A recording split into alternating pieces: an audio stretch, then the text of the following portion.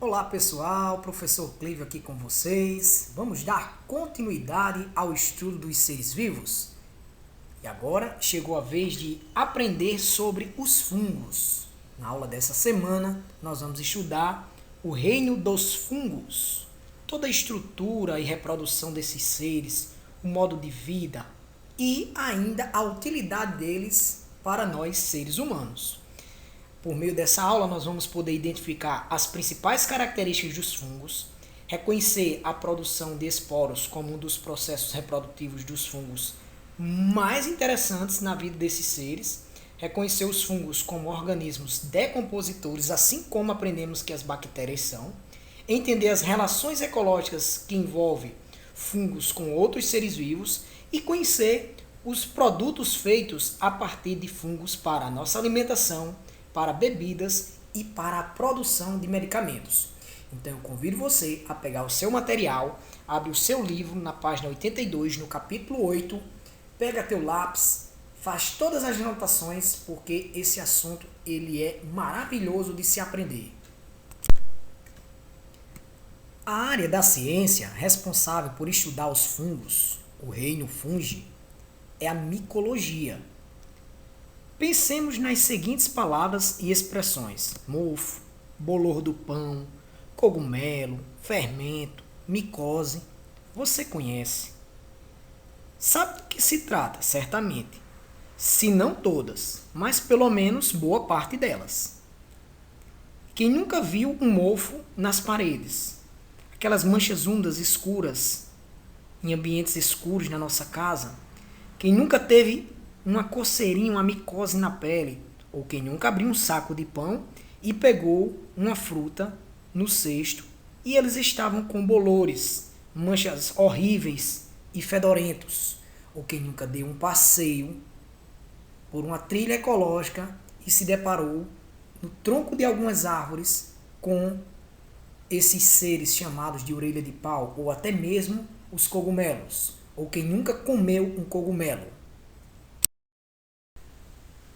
Todos os seres citados têm algo em comum, pertencem ao reino dos fungos. Como visto, a atuação dos fungos na natureza é variada e muitos podem ser facilmente observados no nosso cotidiano. Entre os fungos, há espécies que decompõem nos lugares mais diversos, como pão embolorado, frutas estragadas, sobre tronco de árvores apodrecidos. Onde existir matéria orgânica de origem vegetal ou animal, umidade e pouca luz, eles poderão ser observados. Outras que parasitam, vida livre, parasita, causando doenças, mutualismo associado a outros seres vivos, se beneficiando de outros seres vivos, e as que apenas convivem muito bem com outros seres. Todos dependem da matéria orgânica para viver, porque são heterótrofos. São muitos os males e benefícios dos fungos que o homem vem aprendendo a evitar e também a utilizar, da produção de comidas, bebidas e remédios até a propagação de doenças. Os fungos conseguem ocupar um dos lugares de destaque na organização dos ecossistemas e, particularmente, na vida humana. Os principais seres desse reino, como pode estar ilustrado nas imagens para vocês, são os mofos, bolores, leveduras, cogumelo, orelha de pau, trufas, micorrizas, líquens e a Cândida albicans. Os fungos podem ser unicelulares ou pluricelulares. Em nível celular, podemos destacar que os fungos possuem um núcleo organizado e um bom metabolismo. São eucariontes com organelas citoplasmáticas, como nós já aprendemos. Assim como as plantas, os fungos possuem parede celular. Lembra das paredes celulares que já trabalhamos? Então, são estruturas rígidas feitas de uma substância chamada celulose e que envolve as células dos vegetais. A dos fungos são diferentes, porque são feitas de quitina, um outro tipo de carboidrato parecido com a celulose, mas a quitina é uma outra substância muito comum na natureza, sobretudo na formação de fibras e tecidos rígidos de animais, como algumas conchas e o corpo de alguns insetos e crustáceos. Os fungos, durante muito tempo, foram confundidos com vegetais, mas além da quitina, eles se diferenciam sobretudo porque não possuem clorofila, ou seja, não realizam fotossíntese e por isso não produzem seu próprio alimento. Por essas e outras razões, os fungos, nem totalmente plantas, nem totalmente animais, ganharam um reino próprio, o reino dos fungos. Nos fungos pluricelulares, as células dos fungos se organizam em filamentos microscópicos denominados hifas. Um emaranhado grande de hifas forma um tipo de massa chamada de micélio.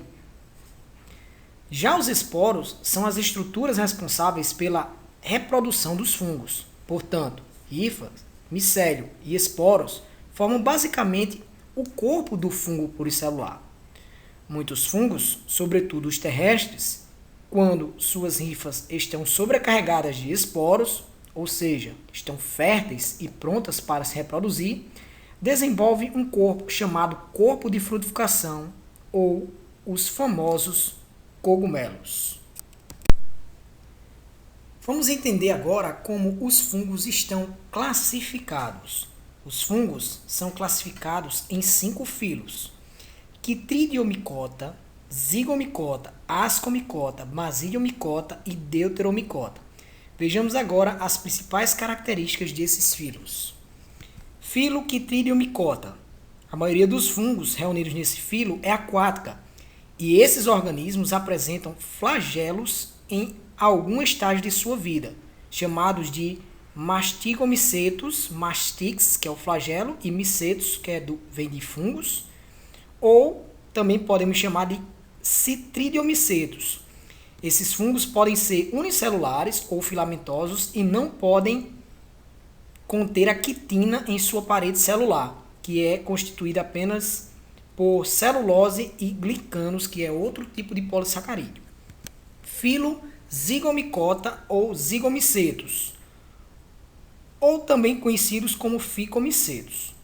Os fungos pertencentes a esse filo não formam um corpo de frutificação durante a reprodução sexuada. Alguns desses fungos são utilizados na produção de molho de soja, que é o molho shoyu, bem conhecido popularmente. Também na produção de hormônios anticoncepcionais e medicamentos anti-inflamatórios. As espécies de fungos desse filo são de vida livre, como os isopos, bolor negro, que se desenvolve sobre a superfície úmida de alimentos como frutas, verduras e pães. Outras espécies de zigomicetos parasitam protozoários, vermes e insetos, além de espécies que se associam a raízes de plantas, como as micorrizas. Ascomycota é outro filo. Os organismos reunidos nesse filo são chamados de ascomicetos e abrangem a metade de todas as espécies descritas de fungos. Esses organismos formam o asco, que são hifas em forma de saco, justificando o nome do filo, claro. E os ascomicetos mais conhecidos é o levedo, que é também conhecido como fermento de padaria, muito empregado na produção de bebidas alcoólicas, álcool e pão. Por fim, os basidiomycotas, chamados basidiomicetos, os fungos pertencentes a esse filo, são mais conhecidos como orelha de pau e cogumelos. Alguns basidiomicetos, como o agaricus, que é o champignon, são comestíveis, enquanto outros, como Amanita muscaria, não são tão venenosos que a ingestão de um pequeno pedaço pode levar até a morte.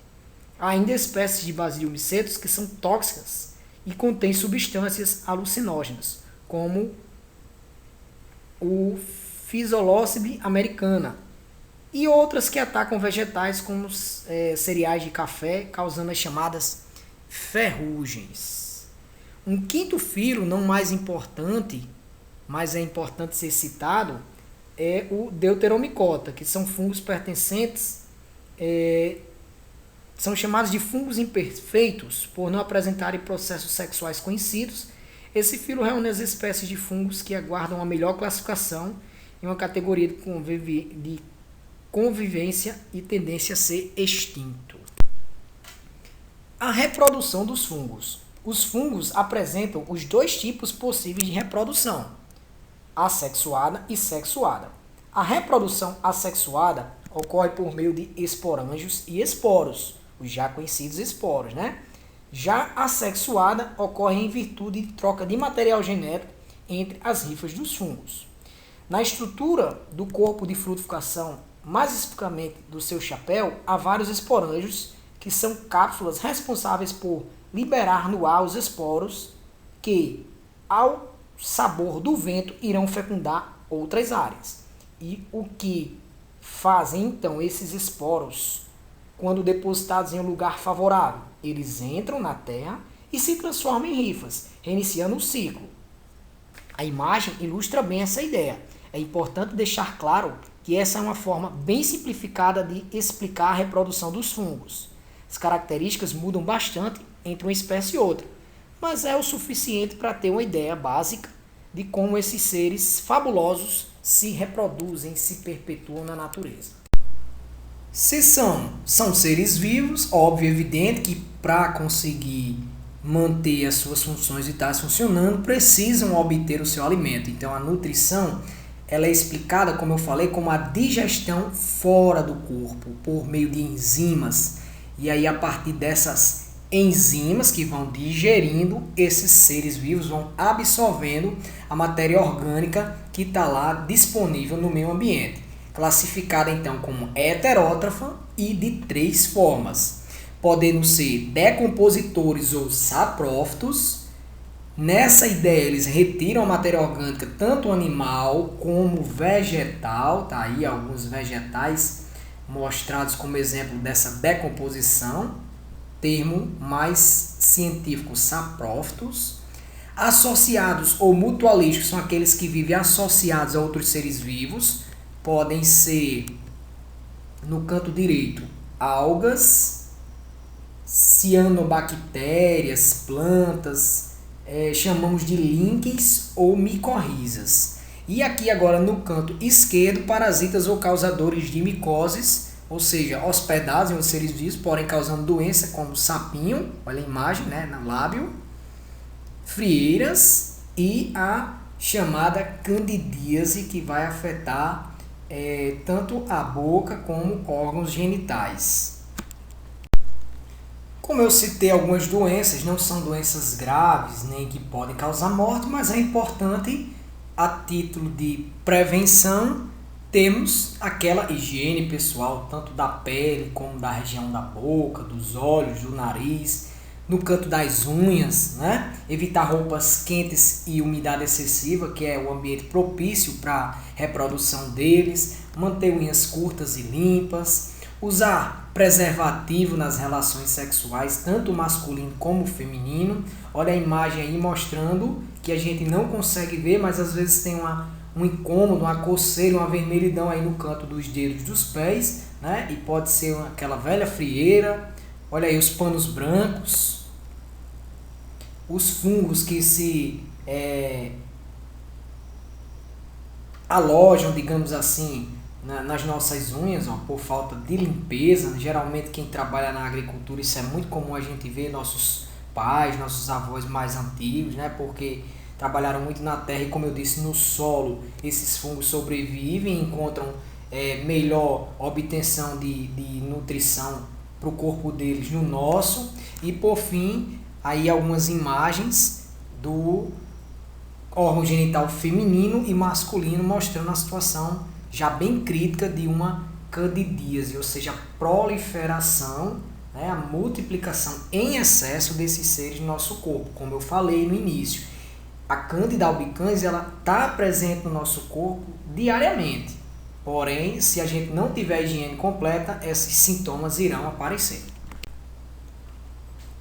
Fungos e sua importância ecológica. Aí voltando àquele estudo da casa, né, o estudo do ambiente, do planeta Terra. Então já deixei claro que eles são decompositores e agora eu quero só apenas detalhar esse processo. Eles reciclam, eles fazem a reciclagem da matéria orgânica, claro, em parceria com as bactérias, Isso é fundamental para manter o equilíbrio dos ecossistemas. Mas como seria, Clívio, essa reciclagem da matéria orgânica? Então, pega a matéria viva, de origem animal ou vegetal, por exemplo, e transformam em matéria inorgânica, ou seja, eles devolvem os nutrientes orgânicos, proteínas, carboidratos, lipídios, vitaminas, nucleicos para o solo na forma inorgânica, na forma de sais minerais e água, e assim nós podemos voltar lá na ecologia e entender, começando a cadeia alimentar pelas plantas que fazem a fotossíntese, absorvendo esses nutrientes do solo, que já foram decompostos pelos fungos em parceria com as bactérias, olha aí o equilíbrio dos ecossistemas, e aí vai passando novamente na forma de alimento para os consumidores. Até então o consumidor desse deixar resíduos e ter que ser decomposto, ou falecer, morrer, e ter que também ser decomposto. Imagine aí o planeta sem a presença dos decompositores, seria uma lotação de cadáveres, né? Assim, e aí a imagem ilustra mais uma vez a presença da decomposição de vegetais, as frutas, famosas frutas já em decomposição pelos fungos. Há também os fungos que vivem com outros seres vivos, estabelecendo uma relação mútua de benefício. Esses são os mutualistas ou mutualísticos. Um exemplo não muito raro desse tipo de fungo na natureza é aquele envolvido na forma de líquens, que são uma associação entre fungos e algas. As algas realizam fotossíntese e fornecem energia e açúcar para os fungos, que por sua vez os fungos, através das hifas, absorvem a umidade e os sais do ambiente, envolvem as algas, mantendo-as protegidas, nutridas e hidratadas. A imagem demonstra os links sobre o tronco de uma árvore. Não poderia deixar de comentar a importância para a economia desses seres. Primeiramente na culinária.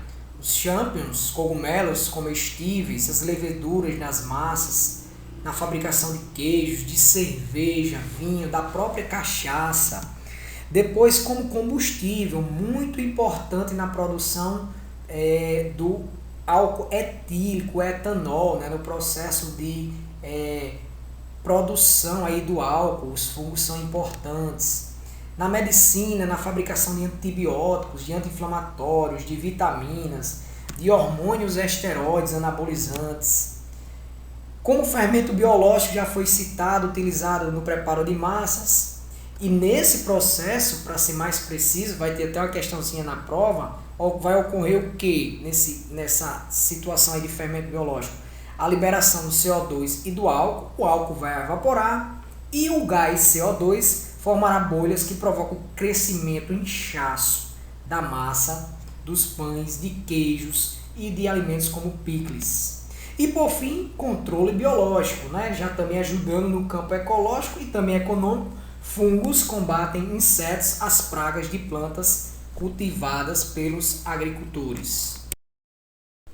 É isso aí, meus alunos, chegamos ao fim de mais um conteúdo abordado. Espero que vocês tenham compreendido e a partir de agora, para fixar melhor todas essas informações a respeito dos fungos, vamos de atividades. Bons estudos!